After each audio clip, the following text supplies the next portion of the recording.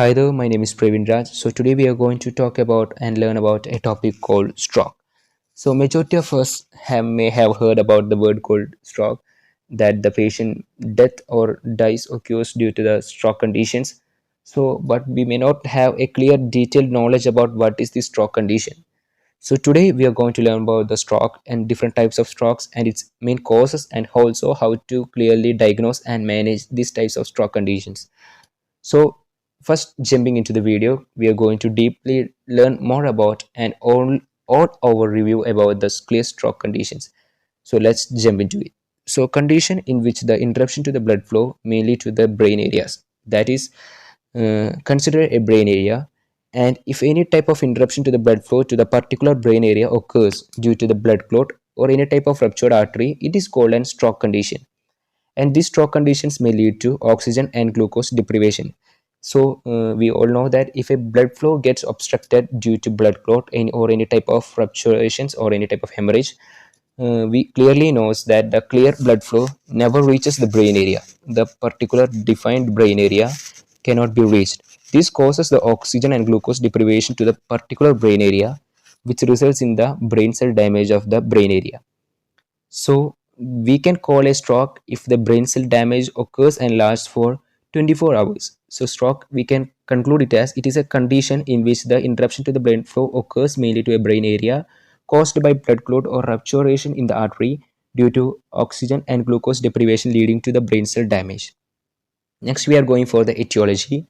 So etiological conditions are mainly due to the lifestyle factors such as smoking, cholesterol, obesity, age above 35 years, and also blood pressure greater than normal level. So these all are the etiological conditions in which the stroke may occur, that are obesity, age above 35 years, and next is smoking, alcohol, cholesterol, and also BP.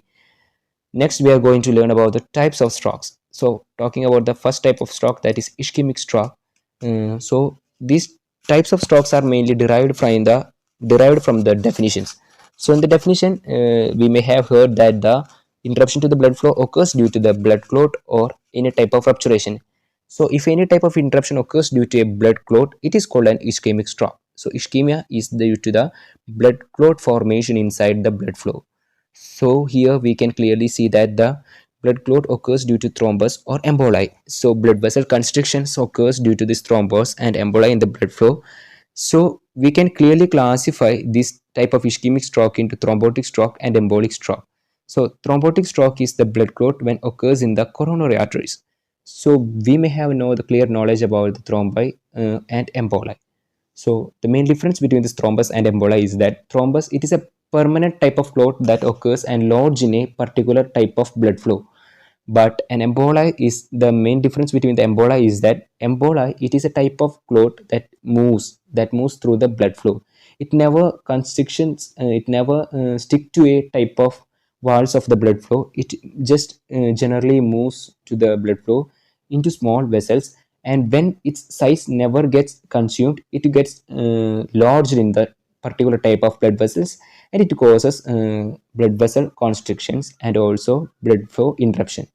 So when the blood clot occurs in the coronary arteries, it is called thrombotic stroke, and when the blood flow occurs and travels from the heart and lodges in the small blood vessels supplying the blood brain area, it is called embolic stroke. So next type of stroke is the hemorrhagic stroke. So hemorrhagic stroke, from the definition, we can clearly see that interruption to the blood flow due to the rupturation of the artery. We can clearly say that hemorrhagic stroke. So the word hemorrhage stands for inner bleeding. So due to the inner bleeding of the blood flow to the brain area, we can clearly forms the hemorrhagic stroke. So here we can clearly see that the main difference between normal blood vessel and the hemorrhagic blood flow, and we can clearly classify this hemorrhagic stroke into intracerebral and subarachnoid. So the main difference between the intracerebral and subarachnoid is that in intracerebral, this hemorrhage occurs inside the brain tissues, and in the subarachnoid, the interruption or the hemorrhage occurs in the surface of the brain between the skull.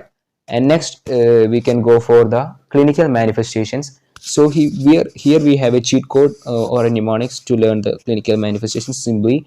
This usually helps the medical students to keep moving and learning so fast. So generally talking about fast, it is the mnemonics or the cheat code that we use to learn clinical manifestation. So here in the F, it mainly stands for face drooping, and also A, that causes the arm weakness, and also S stands for speech difficulty, and T for time taken to recover. And next, talking about the other signs and symptoms, there are also expressive aphasia and also receptive aphasia and global aphasia. So first, talking about the expressive aphasia, in this type of conditions, a patient with these types of signs and symptoms, the patient can only speak up a single word when he usually tries to speak the sentence. And in the receptive types of aphasia, the patient usually speaks a sentence, but he cannot have a sense or connection between the sentences. He cannot make a sense between the sentences, so what he is talking about. And next, in the global aphasia, third type of aphasia, it's the expressive and combinations of the receptive aphasia. So these all are the signs and symptoms and clinical manifestations of the stroke patients. Next, we are going for the diagnosis. So how can we clinically identify a patient with a stroke? So we can use the modern technologies like CT angiography, MRI, and also magnetic resonance angiography, and also cerebral angiography. And all this angiography and CT MRI talks about the X-ray imaging and also imaging techniques used for clearly identifying the interruptions of the blood flow. So these all are the imaging tests used to identify the clot or any type of stroke in a patient. Next, how can we manage a patient with a stroke? So last but first, we can clearly give an medicinal therapies such as including antiplatelet drugs with aspirin. So these antiplatelet drugs mainly causes and mainly declines the platelet aggregation in the blood flow. And next is the thrombolytic drugs administration to remove the thrombus formation, and also anticoagulant drugs. But in conditions with hemorrhagic stroke, we should never ever administer these anticoagulant drugs, because this increases the blood flow and causes the condition much more severe. And other management techniques are the fibrinolytic therapy and endovascular therapy. And in the fibrinolytic therapy, it is the fibrin or the thrombus removal by administering a TPA substance. TPA substance is administered to remove the thrombus or the fibrin lysis of the conditions. Next is the endovascular therapy. It is a catheter-based physical removal of the thrombus from the blood flow. So these all are the topics and the general conditions, general explanations of the overview of the CVA condition. So talking again, the CVA is an interruption to the blood flow caused by blood clot or any type of hemorrhage. This usually causes the oxygen and glucose deprivation, leading to the brain cell damage. So that's all about the CVA. So hope you all liked it.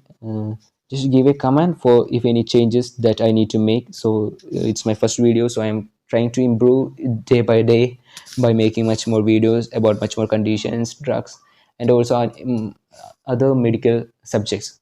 So hope you like and support these topics and my new intention. Thank you for your cooperation. Thank you once again.